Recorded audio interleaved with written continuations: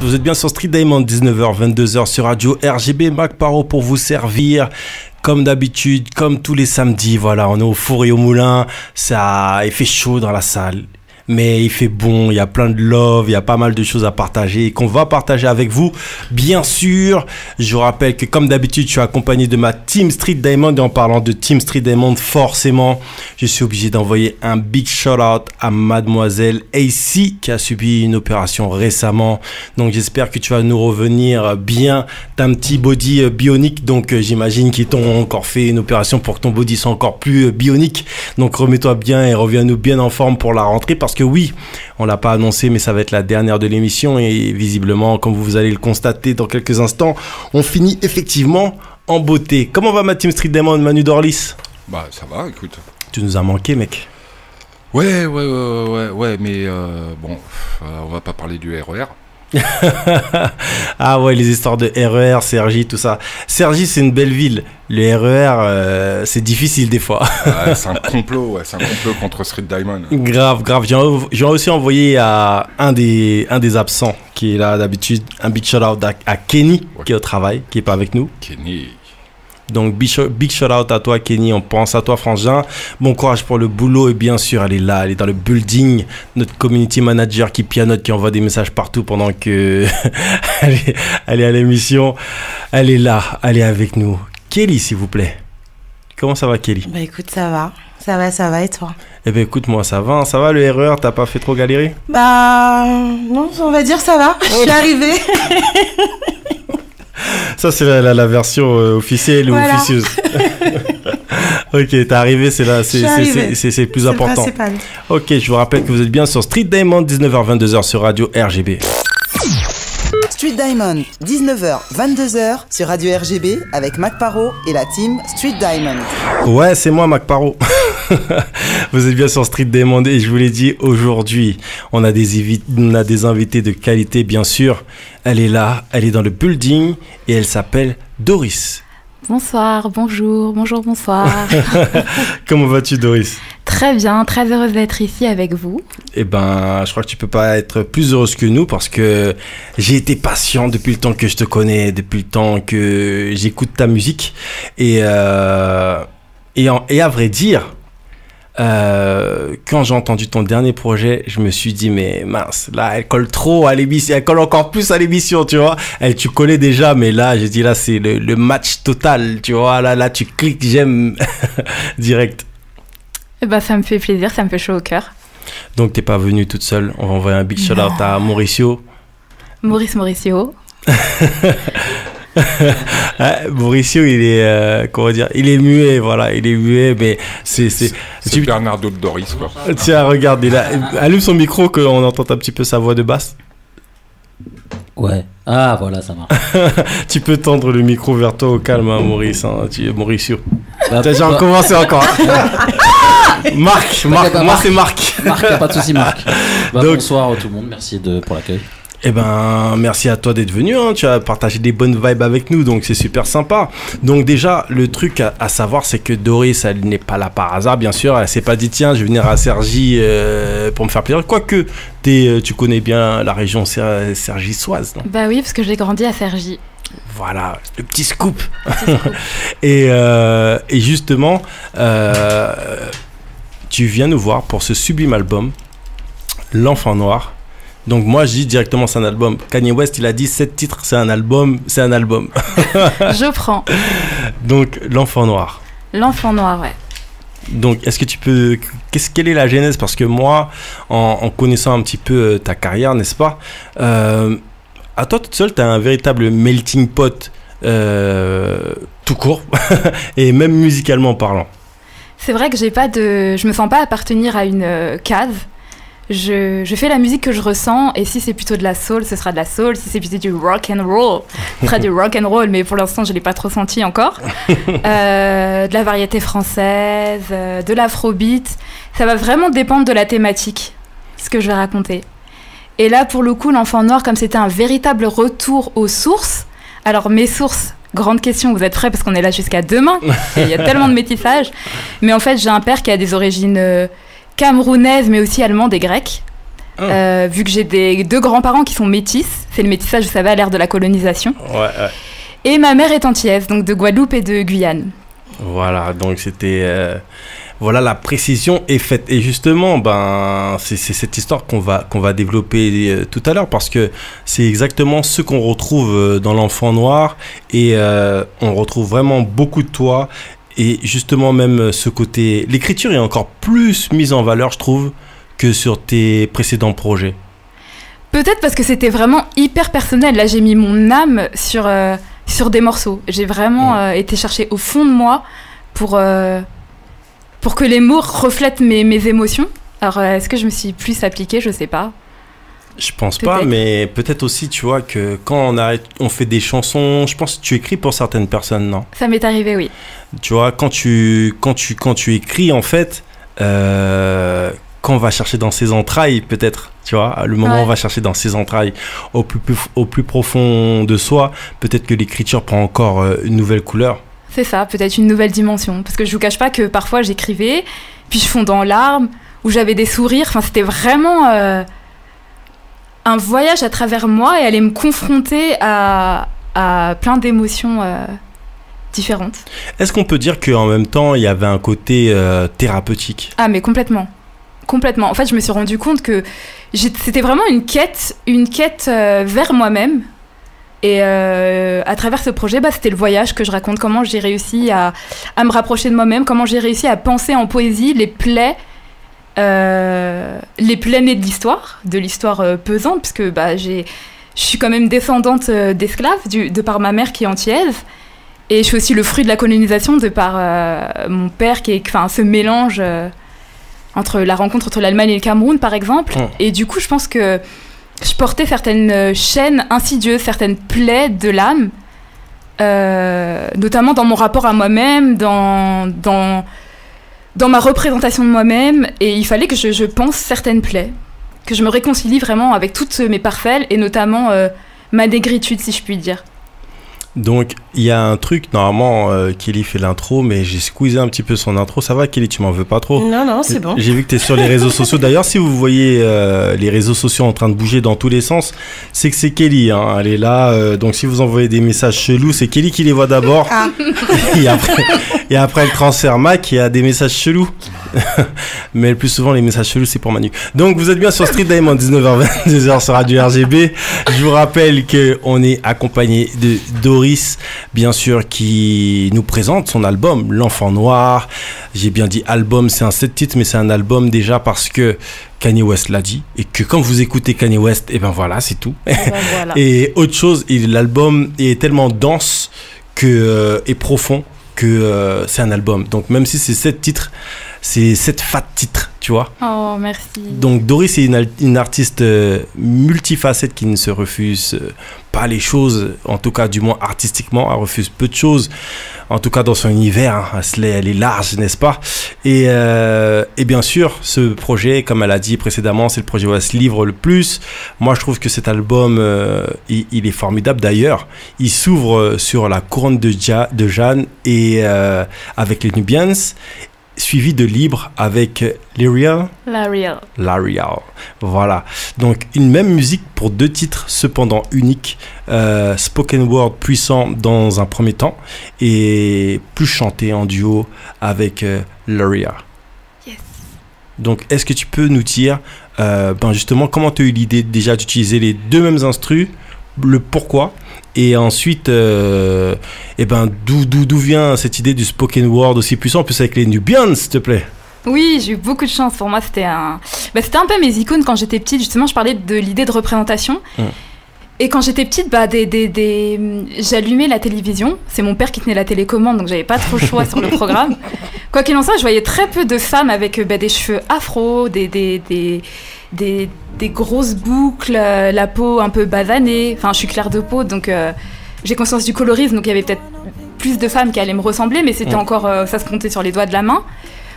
J'avais pas vraiment de représentation, et je sais que petite, j'étais très complexée par mes cheveux. Voilà, toutes mes copines avaient ces longs cheveux lisses qui dansaient avec le vent, et moi, mes cheveux, le vent, il pouvait passer, hop, hop, hop, rien ne se passait. Mon afro restait impeccable, mais elle dansait avec personne. Et en fait, je me suis rendu compte que si, elle dansait, mais avec le soleil. elle tendait vers le ciel.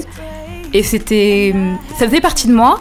Et c'est là qu'est née la couronne de Jeanne, en fait. J'avais envie de rendre hommage à ces cheveux que j'ai peu aimés,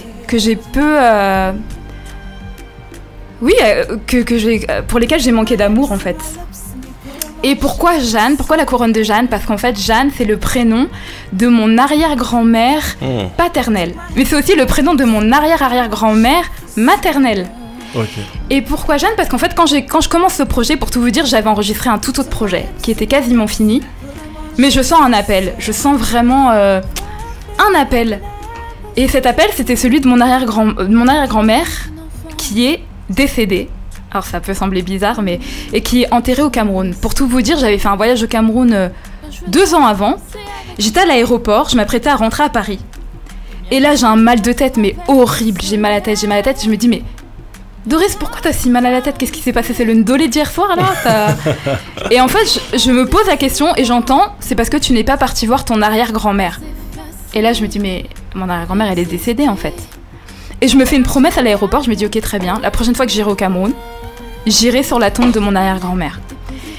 Et j'ai tenu cette promesse, en fait. Et je me suis pas rendu compte qu'en faisant ce voyage, en traversant le Cameroun, donc en passant par le village de mon père, en rencontrant beaucoup de gens différents, en fait, c'est pas vers mon arrière-grand-mère que j'allais, c'était vers moi. Parce que j'ai appris tellement sur mon histoire, tellement sur moi. Et je voulais aussi rendre hommage, parce que j'ai l'impression que et quand je rentre de ce voyage, je commence à écrire ce projet. Et je me dis, je pense que ma première muse dans ce projet, ça a été cette arrière-grand-mère, en fait. Donc je voulais lui rendre hommage, plus largement au souffle des aïeux, au souffle de ceux qui sont partis mais qui sont encore là et qui nous accompagnent. D'où Jeanne, d'où la couronne de Jeanne. Et d'ailleurs, dans ce spoken word, je parle avec une arrière-grand-mère esclave. Donc là, on va plutôt chercher dans les racines côté maman, qui est guadeloupéenne et guyanaise. Et justement, je voulais faire un dialogue avec ce passé qui me hantait de manière insidieuse. Et briser avec cette femme-là mes chaînes, en fait, avec cette arrière-grand-mère. Et donc, la chance, c'est que mes rares et seules icônes françaises, quand je les voyais à la télé, j'étais là, waouh, c'était les Nubians. Et quand je leur ai parlé du projet, elles ont été emballées, donc on a pu faire le truc, quoi, ensemble, et c'était génial. C'est un truc de malade, parce qu'en plus, il y a le clip derrière. Oui. Et ça, c'est mortel, c'est-à-dire le travail il a été jusqu'au bout. En plus, toi, je sais qu'il y a toujours un travail iconographique sur ton boulot. Tu laisses rien au hasard. Moi, je sais que la première fois que tu m'as heurté, c'était justement, je te connaissais pas à cette époque. C'était le bandeau rouge devant les yeux, avec la main devant la bouche. Voilà, c'est ça. J'ai vu la photo passer. J'ai dit, c'est quoi ce truc-là, tu vois ? Et en fait, t'as toujours ce truc-là d'essayer de bien accompagner au niveau des clips, de bien accompagner tes morceaux. Ouais, je pense que j'ai aussi la chance d'être bien entourée et que du coup, c'est des cerveaux de qualité qui réfléchissent pour et avec moi et qui permettent c'est une chance incroyable d'avoir des créatifs autour de moi qui vont construire avec moi mon projet, qui vont lui donner vie visuellement. Donc je prends les compliments, mais je les redistribue à toute cette team qui me porte. Je pense à Alexis Pesquine et Soraya Kalel, c'est eux qui ont réalisé La Couronne de Jeanne. Ok. Mais je pense aussi à Arsedi qui m'avait accompagnée sur le projet précédent. Je pense à Louisa, à Djadja, dédicace, qui est aux États-Unis et qui, elle, a clippé mon dernier morceau, Masque Blanc. Yes. Donc, ouais, merci à eux. Du très lourd, je vous rappelle que vous êtes bien sur Street Diamond, 19h-22h sur Radio RGB. On est avec Doris, on parle de son album L'Enfant Noir qui est disponible partout. Donc n'hésitez pas, allez-y, que ce soit sur les plateformes de téléchargement, que ce soit en écoute en streaming. Donc n'hésitez pas. Et vous savez quoi, on parlait des Nubians à l'instant. On parlait du morceau La Couronne de Jeanne à l'instant. Et bon, on se l'écoute. Vous êtes bien sur Street D, 19h-22h sur Radio RGB, streetdiamond.fr, etc. Peace.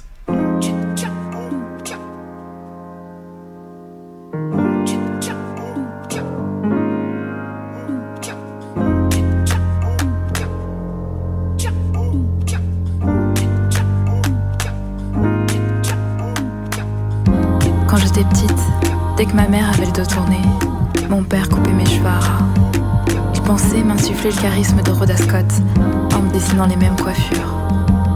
À l'école primaire, ses cheveux courts et crépus m'ont valu bien des râteaux. Il n'était pas assez long et puis il n'était ni doré, ni lisse. J'avais peur de perdre ma féminité. Et c'est mon identité que j'ai trouvée. Mon identité.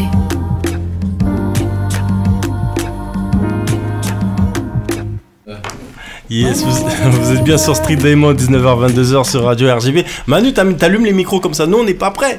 On est en train de discuter de Tupac, on est en train de discuter de Notorious B.I.G. Non, mais oui, je sais pas, j'étais en état de zénitude et puis en plus, j'étais en train de mettre un truc sur Insta. J'avoue, je voulais moi faire un petit big up à Assa Traoré parce que j'étais en train de mater bien sûr. Les résultats de. Parle bien devant le micro parce qu'on t'entend mal. Les résultats de la manifestation, il y avait beaucoup de gens.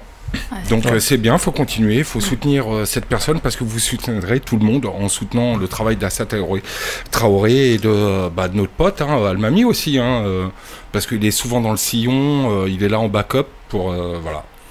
Puis j'étais en train de penser à ça en écoutant la musique de Doris, voilà, c'est tout. Ouais, c'est important de dire qu'il y a la page La Vérité pour Adama. Donc vous pouvez vous ajouter et c'est important de dire qu'aujourd'hui il y avait la marche effectivement, donc avec une partie presse et une partie pour tout le monde où bien sûr on remet un peu les choses en place parce que ça fait déjà 2 ans que Adama Traoré est mort dans une gendarmerie, que aujourd'hui l'affaire avance depuis 1 an, avance très lentement. Donc effectivement c'est vrai que aujourd'hui avec la victoire de l'équipe de France, n'est-ce pas, on aime bien se dire qu'on est tous français, que c'est la France avant tout et tout, etc. Donc on demande aussi, on espère que la justice sera la même pour tous et qu'elle sera très rapide pour donner des résultats, parce que là pour le coup c'est super long. Faut savoir que les policiers qui ont été les derniers dans cette affaire à avoir vu, qui font partie des derniers à avoir vu Adama en vie, n'ont pas été entendus. Donc tu te dis, il y a une personne qui est morte dans un endroit, en fait, et on n'écoute pas tous les témoins qui sont sur place, donc c'est déjà un peu bizarre. Et puis et donc voilà, donc j'espère vraiment qu'il va y avoir quelque chose qui se passe par rapport à ça. Donc là tout le monde est à Persan-Beaumont si je ne m'abuse, et on envoie un big shout out à toute la famille Traoré, à ça, parce qu'il y a pas mal de choses qui se passent. Faut savoir que si je ne m'abuse 5 des frères ont été mis en examen, plusieurs ont fait de la prison suite à ces affaires, et ça c'est assez incroyable en fait d'entendre ça dans un pays où le premier slogan du pays ça commence par liberté, et la première chose qu'on fait à cette famille suite au décès du frère dans des circonstances qui sont quand même troubles, c'est de mettre les frères en prison. Alors c'est même pas, alors on le met en examen à un moment donné parce qu'il a mis un coup de pied dans une porte. Enfin, à un moment donné, on tombe un petit peu sur la tête. Donc j'espère que tout le monde va se ressaisir, que la justice va se ressaisir. Et si monsieur Macron pouvait au moins lire la lettre que lui a adressée Assa Traoré et puisse mettre un peu son nez là-dessus, parce qu'on sait que un petit geste du président pourrait faire un petit peu plus bouger les choses. Manu, tu veux dire quelque chose ? Ouais, simplement que celui qui a mis un bâton dans le fondement de Théo, il est toujours pas en tôle, mais celui qui a mis un coup de pied dans une porte, il est en tôle. Donc voilà, je pense qu'au bout d'un moment, je pense que la famille Traoré a pris suffisamment cher. Quoi qu'aient fait les frères d'Adama, je pense qu'ils ont payé leurs dettes aussi de jeunesse, et pour ceux qui ont eu des petits démêlés avec la justice, donc on va pas les poursuivre indéfiniment. Et je pense qu'on fait pas d'amalgame non plus ici, c'est la justice, les gens qui gèrent ce dossier qui pensent bizarrement, c'est pas toute la justice qui pense comme ça. Bien sûr. Donc c'est pas la peine d'envoyer un courrier à Street Diamond, ça va quoi les gars. Si vous pouvez nous envoyer des courriers comme d'habitude, on aime ça. Mais dites-nous que vous avez aimé l'émission au moins quoi, faites un truc constructif. Dites, les gars, arrêtez de parler de nous comme ça, mais on aime bien ce que vous faites quoi. Et voilà, c'est tout. On va pas dormir sur le sujet. Je pense que Assa, elle gère sa barque et qu'on peut au minimum parler de ce qu'elle fait, d'essayer de la soutenir. Et puis c'est la journée de Doris, donc on va reprendre là-dessus, parce qu'après on a FD Phénomène. C'est ça, mais on va quand même terminer par dire, si vous voulez nous envoyer des lettres, n'hésitez pas, nous on est là, on est bien solide sur nos appuis, donc quelle que soit l'association ou la personne, vous pouvez nous envoyer des lettres, on est là et on parlera de tous les sujets, parce qu'on est sur une radio libre, n'est-ce pas? Et qu'il faut dire aussi qu'il y a eu l'affaire qui a été très vite jugée des deux frères qui se sont confrontés à des policiers, avec une enquête qui s'est passée super rapidement. Et dans la presse, je notais qu'on précisait que les frères étaient des Portugais. Donc ça m'a un peu troublé parce que moi je croyais qu'à un moment donné, après, c'était quoi, le 15 juillet, je pensais qu'on était tous français. Mais bon, eux c'était des Français d'origine portugaise. Bon, ça arrive, hein. Et donc ça a été jugé super rapidement. J'aurais kiffé que l'affaire Adama Traoré soit jugée aussi rapidement.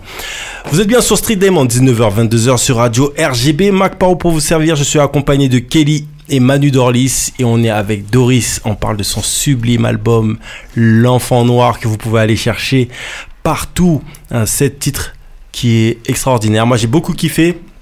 C'est ma cam. Merci. Les mots, enfin moi, déjà, il y a un truc qui m'a accroché. Je sais techniquement, t'es OP, mais au niveau des mots, déjà, ça m'a accompagné de toute l'imagerie. Ça m'a beaucoup fait kiffer.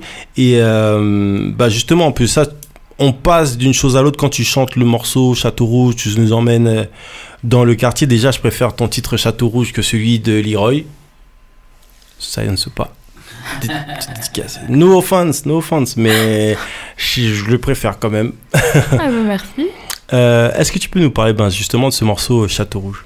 Alors Château Rouge, en fait, je vais me faire traiter là-bas et j'ai rencontré une femme incroyable qui s'appelle Binta et qui me tresse très souvent. Et j'avais envie de lui faire un petit big up parce qu'elle est toujours souriante, elle est toujours debout, elle est venue, en fait elle est guinéenne et donc elle est venue parce qu'elle voulait juste, elle cherchait une vie meilleure en fait parce qu'il n'y avait pas d'opportunité et c'est vrai que je voulais parler d'un quartier qui est un peu cliché, qui renvoie à plein de représentations et le rendre plus joli dans les mélodies, en faire un voyage magnifique et couronner en fait toutes ces femmes que les représentations ont tendance à... On a tendance à détériorer leur image, en fait. Toutes ces connotations péjoratives autour de cette femme ou de cette femme ou de cet homme qui quitte sa terre natale pour trouver des opportunités économiques ou pour fuir parfois une situation de crise, de guerre. Voilà, c'était vraiment faire transformer les représentations, transformer les clichés et en faire quelque chose de joli. Et dans le deuxième couplet, en fait, donc sur le premier, je parle vraiment de ces femmes qui entremêlent leurs mains dans mes cheveux et qui me subliment. Et dans le deuxième, je rapporte cette chanson à moi parce que c'est comme si, souvent, pour les personnes racisées, les femmes, il y a un chemin tracé et on nous dérobe certains de nos rêves, en fait. Tu pourras pas faire ça, tu pourras pas... Parce que t'as pas la bonne couleur de peau, parce que t'as pas la bonne nature de cheveux. Il y a encore des vitres, des barrières. Et du coup, je disais, moi, j'avais envie de finir à Bercy. J'avais des grands rêves, mais là où je vais descendre, c'est Château Rouge. Et donc je dis que je porte ma croix et je dis la ligne verte est sur la 4, référence à un livre que j'ai beaucoup aimé, enfin la ligne verte, où en fait c'est la ligne qui des condamnés à mort dans la prison. Et voilà, c'était pour dire que pourquoi il y a toutes ces représentations, pourquoi on est cantonné à certaines images, pourquoi on est cantonné à certains ressentis et pourquoi on peut pas avoir d'autres rêves, pourquoi on peut pas rêver grand, voilà. C'était toute cette Non mais c'est beau thématique. Parce que c'est vrai aussi que nous, c'est vrai par rapport à l'image de la femme noire en France ou en Europe, on se rend compte que, comme tu le disais tout à l'heure, que la représentation de la femme noire est assez amoindrie, que ce soit dans les médias, que ce soit mainstream ou pas d'ailleurs. Et le moment où tu vas avoir le plus de femmes noires, c'est si tu vas sur des chaînes genre Biblac ou etc., donc des niches. Sinon en fait les femmes noires n'existent pas.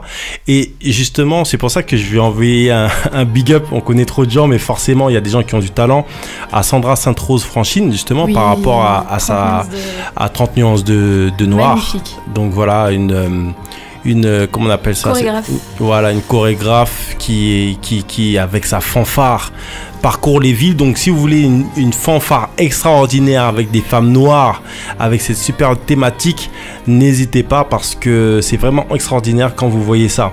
Alors il y a une chose aussi qui est, et on s'en rend compte et tu viens d'en parler dans ton projet, c'est que il y a la présence de la littérature.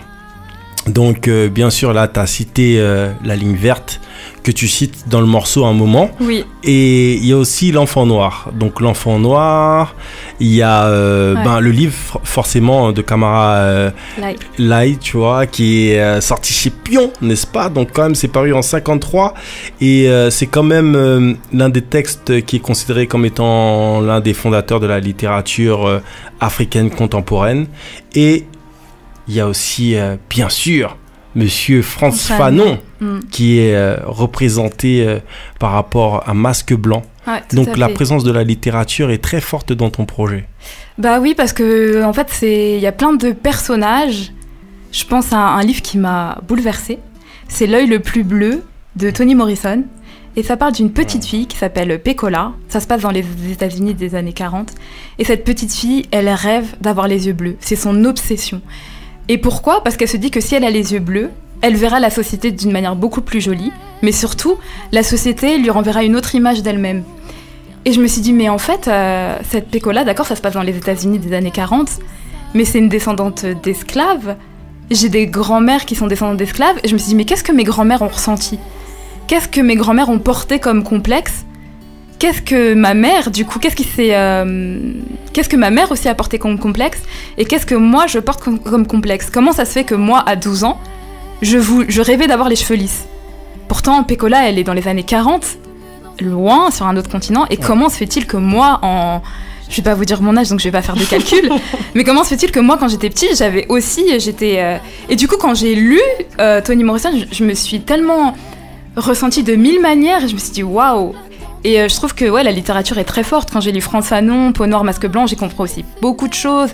Parce qu'il explique les chaînes insidieuses qui sont glissées partout, mais dans la culture, dans le rapport de l'homme à la femme, l'homme noir à la femme blanche, la femme noire à l'homme blanc. Enfin, et du coup, ça a nourri ma réflexion. Et ce sont de vrais piliers pour moi, ouais. Donc moi, il y a un truc que j'ai envie de faire, c'est de s'écouter un petit extrait vite fait du morceau Masque Blanc. D'accord. Parce que je le trouve superbe. Il y a le clip qui est... d'ailleurs, le clip, je crois qu'il y a un couple dedans. C'est de mémoire, non ? Oui, c'est ça. Il y a un couple, c'est Faux State, non ? Ouais, tout à fait. On a tourné à Brooklyn. Ah, franchement, c'est stylé. Encore une fois... big up pour le travail parce que c'est de l'indépendance aussi. Ouais, tout à fait. Donc vraiment l'indépendance. Je suis pour l'indépendance. Vous êtes bien sur Street Diamond, 19h-22h sur Radio RGB. On s'écoute un extrait du morceau Masque Blanc que vous pouvez retrouver bien sûr sur L'Enfant Noir, l'album de Doris.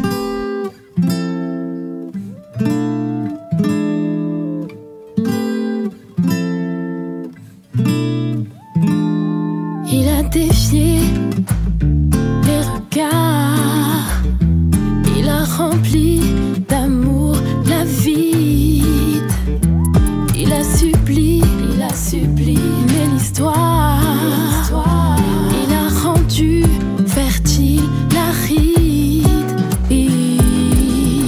même si ce monde blasphème, il m'apprend à prier, quand l'humanité saigne, il va penser ses plaies. Quand ce monde me traîne, il m'aide à m'élever. Il a brisé mes chaînes, mon masque il l'a jeté.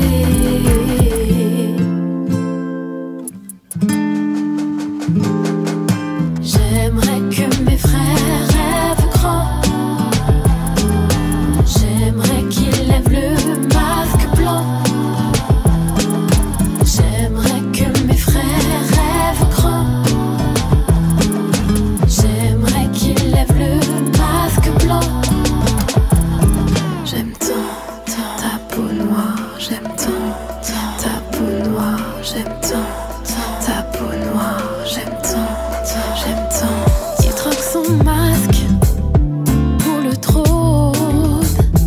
Il est le passé et l'avenir. Ils peuvent lui prendre. Les événements et ceux qui les créent sont sur Street Diamond. Eh ouais, l'ami, si tu veux kiffer, il faut acheter. C'est aussi simple que ça. Tu vois, on s'ambiance tous là. Moi, j'étais dans mon fort intérieur, je m'ambiance dur sur ce morceau. Tu vois. Donc, est-ce que tu peux expliquer c'est quoi enlever son masque blanc? Ben, en fait, c'était vraiment l'amour de soi. C'était vraiment se libérer de tous ces modèles qu'on nous vend, de ce moule dans lequel il faut absolument entrer. L'idée, c'était un hommage à l'homme noir. Je t'aime comme tu es beau, tu es grand, crois en tes rêves. Moi, en tout cas, je veillerai sur ton empire. Voilà, exactement. Si le monde te dérobe tes rêves, moi, je serai là pour les redessiner avec toi, encore une fois, tant qu'il faudra. C'était vraiment une ode à l'amour de soi, à l'acceptation. Sois celui que tu es. Voilà. Et je pense que c'est tout le travail de François Hanot dans son œuvre, en fait. Il essaye de libérer l'homme noir du complexe né des périodes comme la colonisation ou l'esclavage, de tout ce que ça peut laisser comme chaîne psychologique. Donc voilà, une belle ode. Belle, je sais pas, mais en tout cas j'ai mis mon cœur à l'homme noir. J'adore ta peau noire. C'est important, tu vois, c'est des choses aussi qu'on n'entend pas. Donc ça fait aussi du bien de l'entendre, ça fait aussi du bien de valoriser, n'est-ce pas? Parce que voilà, on a eu trop longtemps, avec les Banania et toute la bande, de voir des noirs dans des positions. C'est vrai que c'est des sujets qu'on connaît par cœur sur Street Diamond parce qu'on les a traités en long et en large et dans toutes les manières. Mais moi, je trouve que c'est important que ce soit traité déjà de 1 parce que c'est ta démarche personnelle et donc tu brises quelque chose et que moi je me dis que il y a tellement de manières d'envisager la musique et de recevoir la musique qu'il peut avoir un jeune garçon ou une jeune fille qui peut tomber sur ce morceau et ça peut carrément la bouleverser parce que les choses sont dites assez clairement pour être compréhensibles à tout âge et c'est super bien fait. Donc j'espère, parce que nous aussi on a été touchés comme ça, si on reconnaît qu'un Oxmo Puccino est un parolier ou qu'un Kerry James est un parolier, c'est parce que aussi on les connaît depuis l'époque Ideal Juice et tout, etc., et qu'on sait que les mecs, voilà. Donc j'espère que ça va aussi tomber entre des bonnes oreilles et c'est pour ça que vous êtes sur Street Diamond, n'est-ce pas? C'est pour faire tourner avec des oreilles à côté de vous. Je pense que c'est super important. Et sur ce projet tu es avec encore une fois Gister, mais il est pas central. D'habitude, il est vraiment. Et c'est vraiment, c'est le copilote. Et là, du coup, on va dire, tu t'émancipes un petit peu de Gister. C'est vrai, mais je pense que c'est aussi, ça marche avec la quête de moi-même en fait. J'avais pas envie d'avoir une main trop présente. C'est peut-être aussi pour ça que j'ai choisi différents producteurs, compositeurs, producteurs, en carré. Pour justement garder ma patte à moi. Partout en fait, et pas parce que Gister fait un bonheur de travailler avec lui, mais il a des grosses pattes. Voilà, il a des grosses pattes, il façonne sa muse, je veux dire ça. Parce que c'est vrai qu'il y a le côté aussi psychologique, c'est-à-dire que même quand tu te racontes, et c'est vrai que là tu gardes le contrôle, mais là tu te racontes, donc tu as envie de contrôler exactement ce que tu racontes, exactement à la virgule près. C'est ça. Donc je pense qu'il y a ce côté psychologique là. Et d'ailleurs, Gister aussi fait un petit retour comme ça dans son nouveau projet avec son band, parce qu'il y a un morceau où il parle de sa mère et tout, etc. Ouais. Et effectivement, il touche un petit peu, il touche cette thématique-là. Tout à fait. Donc vous êtes parce que sa mère est brésilienne, très foncée de peau, et du coup, elle a vécu au Brésil très tardivement, et donc elle parle de son expérience de femme noire au Brésil, et c'est touchant, c'est bouleversant, c'est dur, enfin. Donc je pense que ça a marqué Gister forcément. Forcément. Peux-tu nous parler de ton rapport à l'écriture? Parce qu'on en a parlé succinctement, mais quel est ton rapport à l'écriture? C'est mon exutoire, c'est mon refuge, ma libération. Je pense aussi que ça reflète ma relation avec mon père, parce que mon père adore lire. Et il exprime très peu ses sentiments. Il passe toujours par des paroles de chansons. Pour dire je t'aime à ma mère, il chantait du Brel. Et il lui a dit... Il lui a dit quoi à un moment donné? Il lui a dit juste ne me quitte pas. Ne me quitte pas. Donc, et ma mère n'est jamais partie. Donc ça a l'air de marcher. Mais oui, donc du coup... Les gars, apprenez les skills, les gars. Apprenez les skills. C'est ça. Je vous dis comment on garde une femme jusqu'à la mort. Et du coup, il avait un exercice qu'il kiffait faire. C'est Toi, il chantait quoi au pop ETM? Moi, mon rap, il chantait du Joule. Ah merde, ouais, bah forcément, maman est partie. Elle a dit, je comprends pas ce que tu me dis, ça va pas être possible. Ah, mais normal. Ouais, du coup, mon père, en fait, quand il était petit, il ouvrait toujours un bouquin. Au hasard. Enfin, le bouquin, il l'avait choisi. Et il lisait un paragraphe et il disait, mais qu'est-ce que t'en penses? Et moi, j'avais 5 ans, 6 ans et j'étais à fond. Ben moi, alors Ulysse, alors c'était l'Odyssée, c'était l'Iliade, c'était parfois même c'était la Bible, hein, il ouvrait la Bible, enfin le Coran, peu importe. Et je pense que c'est ce qui a attisé mon goût de l'écriture, parce que je me suis dit, bah finalement, en fait, pour communiquer avec mon père, pour toucher mon père, il faut écrire. Et je pense qu'il y a ce truc-là aussi, cette espèce de truc un peu de deep, je voulais charmer mon père. Mais en tout cas, non, en tout cas, c'est vraiment mon refuge et c'est mon exutoire, c'est quelque chose que j'adore. Tu as un petit peu le cul entre deux chaises, comme les joueurs de l'équipe de France, n'est-ce pas? Dans le morceau L'étrangère, par exemple. Oui. C'est la thématique. Morceau L'étrangère, ben, ce qui marche avec Chez moi, hein, parce qu'en fait, justement, c'était cette quête de me dire, mais qu'est-ce que je suis? J'ai un père qui est métis, ses 2 parents sont métis, il est immigré, enfin il arrive en France, il avait pas les papiers français, c'était un Camerounais qui arrivait, mais il était métis. Ma mère est antillaise à toute l'histoire, et je me disais mais c'est quoi être noir, c'est quoi ma place en qualité de racisé, qu'est-ce que je suis, d'où je viens? Et il y avait toujours quelqu'un en France pour me signifier de manière directe ou insidieuse, c'était pas tout à fait d'ici. Et du coup, j'avais une vision très, hyper idéalisée de l'Afrique. Je me disais, oui, mais c'est parce qu'il y a un ailleurs, et puis là-bas, je serai chez moi de toute façon. C'est parce que, oui, moi, je suis un peu camerounaise aussi, et puis je suis Et finalement, donc il y avait cette voix qui me rongeait, et qui était toujours là à dire, ouais, mais t'es française, tu te sens française, tu aimes la France, mais il te manque un bout, et je suis née ici, et je suis partie très tard, en fait, au Cameroun. Et du coup, quand je pars, bah c'est magique, parce que déjà je me souviens, j'arrive dans mon village et il y a le doyen du village, je parle de lui à la fin, parce qu'en fait mon grand-père est décédé. Mais même avant que tu parles de lui dans le morceau, je crois comprendre que tu dis à un moment donné, l'Europe et l'Afrique m'ont ordonné de rentrer chez moi, la terre-mère et la mère patrie m'avaient abandonné. Parce que quand j'arrive en Afrique, j'arrive au Cameroun et je me dis ouais, ça va être chez moi, ça va être génial, et je me rends compte, bah non, en fait j'ai pas grandi ici, donc je suis étrangère. Enfin, c'est un bout de moi, c'est un bout de mon histoire, mais j'ai tout à découvrir. Donc là, je me dis, mais c'est où chez moi? Est-ce que c'est le petit côté idéaliste qui s'effondre un peu? Mais justement, je vais faire le voyage, je vais aller dans le village de mon père, le village où mon arrière-grand-père est enterré, et je vais rencontrer des personnes qui vont m'aider à dessiner cette identité, en fait. Ah, parce qu'il y a ce doyen. Il y a ce doyen, exactement. Qui est le frère de mon grand-père, en fait, qui est décédé. Mon grand-père est décédé, donc je l'ai jamais connu. Et il y a cet homme qui m'accueille et qui me dit, mais tu sais que moi je savais que j'avais ma petite fille qui était là-bas en Europe, et je savais que tu reviendrais ici, je savais que tu reviendrais chez toi, parce qu'ici c'est chez toi. Et j'en ai encore... C'est beaucoup d'émotions. Est-ce que cette démarche a été faite pour la Guadeloupe et la Guyane? Je pense que... Oui, je suis partie voir mon grand-père, mais en fait, depuis toute petite, j'ai toujours été en Guadeloupe, en Guyane. Je partais... Waouh. Manu, toi, t'es un enfant, tu lui poses des questions, elle est en train de pleurer. Moi, je suis... lui, c'est Manu d'Orly. C'est la dernière émission. On vous présente du caviar sur un plateau, les amis. Songez qu'à la rentrée, on sera de retour. Et on termine en beauté avec 2 artistes, quand même, avec des univers très, très forts. Donc, faites les choses et soutenez ces artistes. Il y a un truc qui est super important à dire, c'est-à-dire que dans notre génération comme ça, dans nos générations de personnes ayant le cul entre 2 chaises, entre 4 chaises, voire des fois sur un banc, n'est-ce pas, parce qu'on a des fessiers assez volumineux des fois, et la quête identitaire est assez compliquée.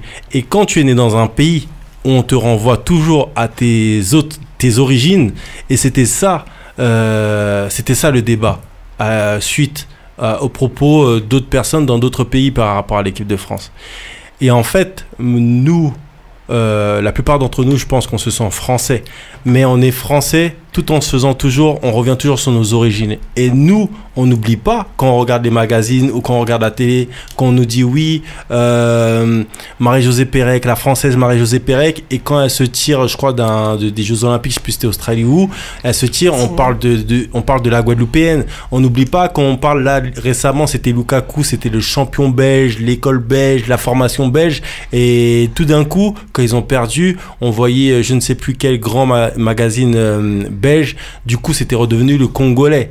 Donc, forcément, pour nous, ces choses, quand on voit la manière dont on parle de nos origines, quand on nous dit ouais, vous êtes français, mais vous êtes que français, c'est chaud parce que même intellectuellement parlant, c'est encore une fois en revenir à l'assimilation. Parce qu'en vérité, on est plein de choses. On est plein de choses. On se limite, ok, on a les papiers français, mais on se limite pas à ça. Parce que et justement, on se limite pas à ça. Et tout ce qu'on est, c'est un apport aussi pour la France. Et je pense que ça aussi, c'est important de le comprendre.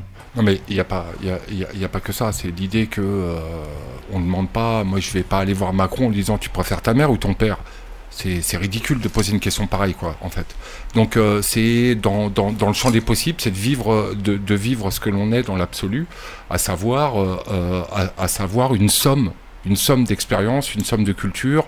On est un carrefour, enfin je parle plus précisément de nous pour la Caraïbe, mais on est une somme, on a été bombardé d'influences, on a été bombardé d'histoires, de douleurs, de joie, etc. et tout, et j'ai pas à choisir la partie la plus brillante de ma personnalité. C'est je me présente tel que je suis, c'est tu me prends comme je suis, point barre, quoi. Et le problème, c'est de dire aux gens ouais, mais enfin Pogba, ouais, d'accord, il joue pour la France, mais qu'est-ce qu'on en a à foutre de ça? C'est pas le problème. Et j'ai une discussion avec Kenny qui est pas là, mais il faut absolument pas qu'on accepte de rentrer dans ce débat-là. C'est-à-dire qu'on ne doit pas donner corps à ce débat, à ces idées, on ne doit pas y répondre. Et en évitant d'y répondre, ces questions cesseront. On va imposer cette chose-là. On n'en a rien à foutre. La plupart des gens qui sont là, la plupart des gens qui vivent à Paris ne sont pas des Parisiens d'origine. On sait très bien que ce sont des gens qui ont migré pour des raisons professionnelles, pour des raisons financières.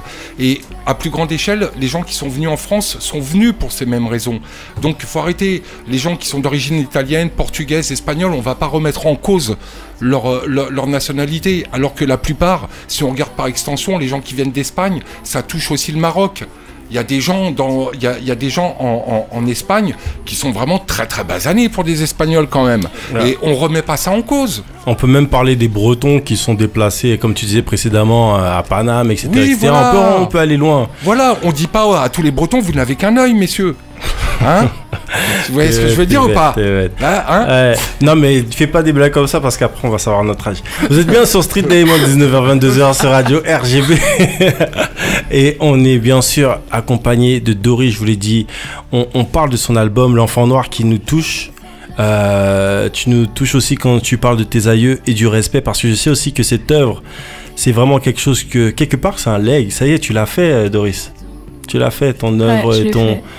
Et je pense que c'est important parce que en tant qu'artiste, on fait plein de choses, on veut toucher le public, on veut faire ci, on veut faire ça. Et tu vois, par rapport à un mec comme FD qui a une grande carrière, à un moment, il fait un son sur son album où il dit voilà, à cette heure-ci, je m'en fous des chiffres, on verra plus tard, je fais ce que j'ai à faire. Et le moment aussi où on arrive à se libérer aussi de ça, c'est un peu...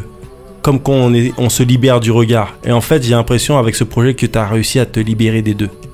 Bah, c'est vrai que moi, quand je fais ce projet, bon, forcément, c'est quelque chose de très personnel, donc je veux penser mes plaies, mais je me dis, tout le chemin que j'ai parcouru pour être en paix avec toutes ces parcelles de moi, si je peux faire gagner du temps à une petite fille, si je peux faire gagner du temps à un petit garçon, si quand je reçois des messages et que c'est des mères qui me disent mais je vais faire écouter La Couronne de Jeanne à ma fille, mais pour moi c'est la meilleure récompense. J'ai pas besoin de vendre des millions, j'ai pas besoin vous voulez pas mettre sur MTV, c'est pas grave, mais si y a une petite fille qui est touchée, mais moi j'ai gagné 1000 fois.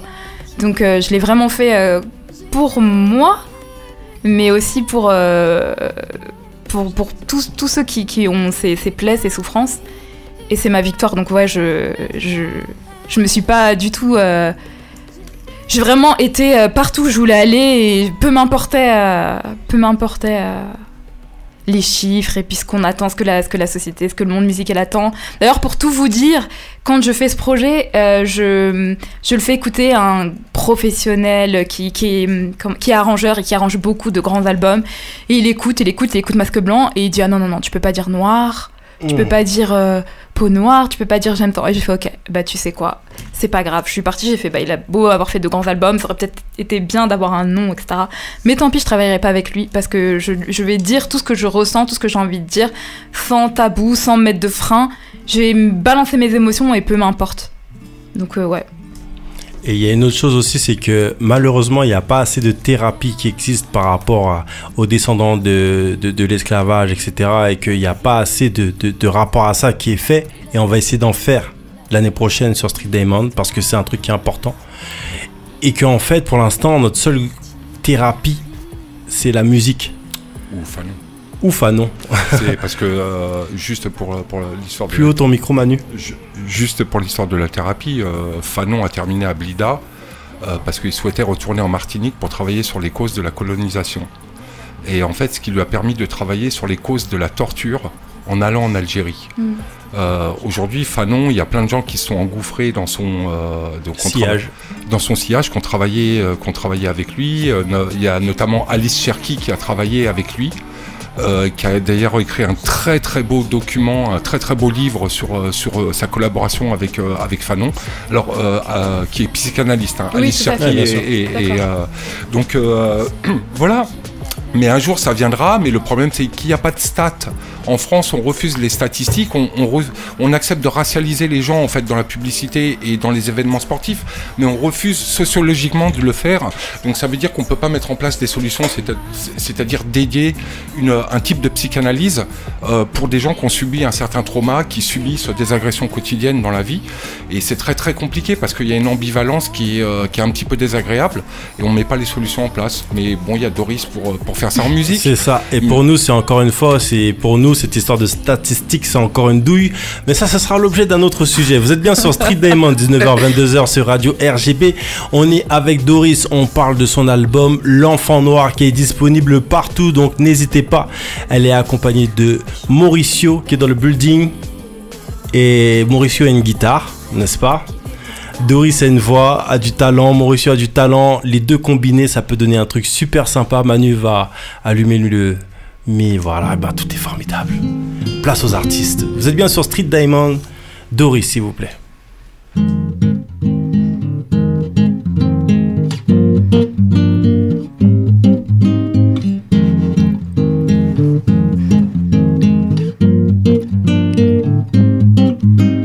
When I was a little girl, on a pigtail, pretty girl, short and not big, kinky looks. The boys never look at me, and I wanted to be like the girl in the magazine. A beauty enslaved, make me a disgrace, and I have to get free. De mes hanches à mes lèvres étaient posées de pesantes chaînes. De mes hanches à mes lèvres étaient posées de pesantes chaînes. De mes hanches à mes lèvres étaient posées de pesantes chaînes. De mes hanches à mes lèvres étaient posées de pesantes chaînes.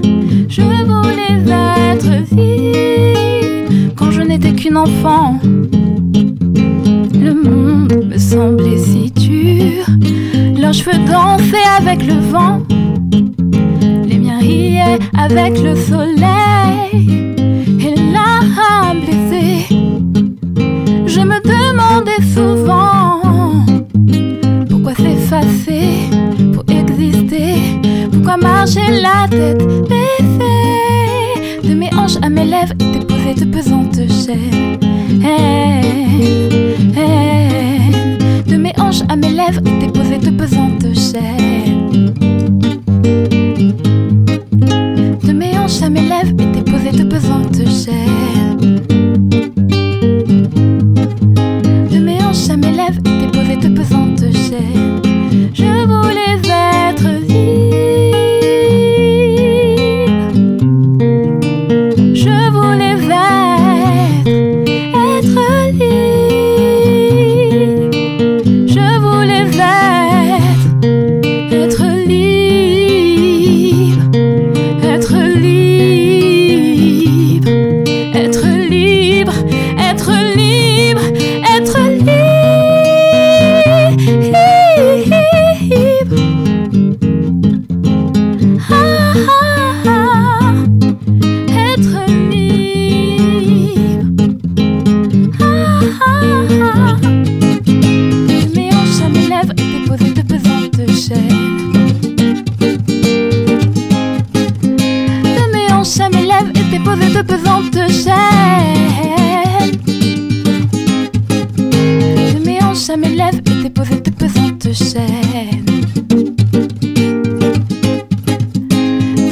toucher mes lèvres et te poser de pesantes chaînes. Je voulais être libre. Ouais, les applaudissements. Ah non, ouais, c'est bon, C'est vrai. c'est bon. Vous nous touchez, messieurs, dames.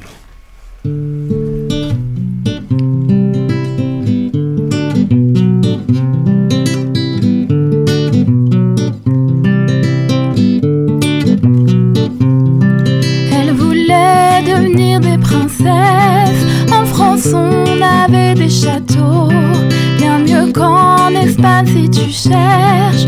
Rouge de quart de sable et d'eau. Et la main se mêle et me tresse. Herrier me parle de Guinée. Puis Kofi et Fali nous baissent. Il vaut mieux danser que chanter. Château rouge, petit palais, trop de reines oubliées, plane dans ton quartier. Château rouge, petit palais, trop de rêves oubliés, plane dans ton quartier. Quand je les regarde, c'est moi que je vois. J'essaie même plus de me débattre. Dans le métro, je porte ma croix. La ligne verte est sur la 4. Je voulais que le monde soit à moi. Ils me disent qu'il est déjà pris. Château rouge, je descends là. Mais je voulais aller à Bercy. Château rouge, petit palais, trop de reines oubliées, plane dans ton quartier. Château rouge, petit palais, trop de rêves oubliés, plane dans ton quartier. Oh, château rouge. Ah, château rouge, château rouge.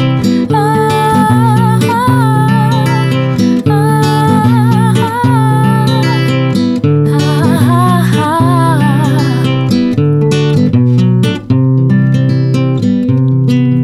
J'ai égaré mes rêves dans ton quartier. J'ai égaré mes rêves dans ton quartier.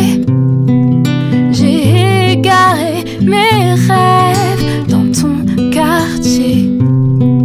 J'ai égaré mes rêves dans ton quartier.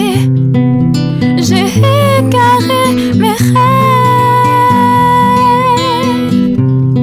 J'ai égaré mes rêves.